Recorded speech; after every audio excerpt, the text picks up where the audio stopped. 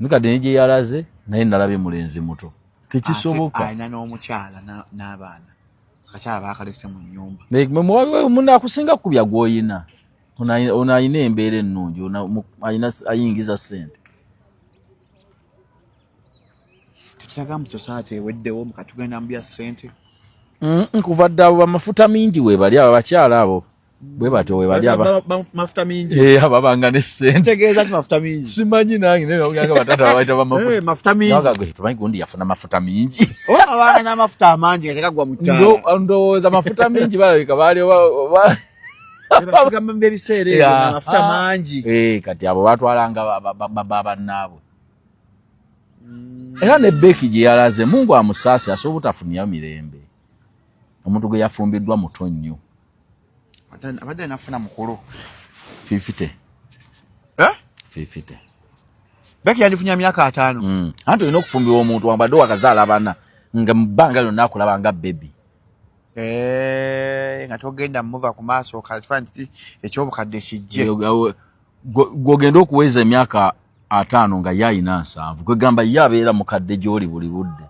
Ate abantu abasajja abakulu bamanyi bulungi okulabirira abaana be batazaala. Anti ababa wakula. Obeera wakula. I find it hard. Kuba kati Becky omulaba kati ono omulenzi gwe yafumbiddwa akyayagala abaana. Ate bikainzo baakooyi. Asomanga na wakiso. Balina abaana kwe bakoma. Awekiso. Balina badokite enkindo ekwagegera bagakomaawo. Okusevinga obulamu. Kati ono akyayagala abaana. Kyogamba akyaso omuzalamu abaana abalala.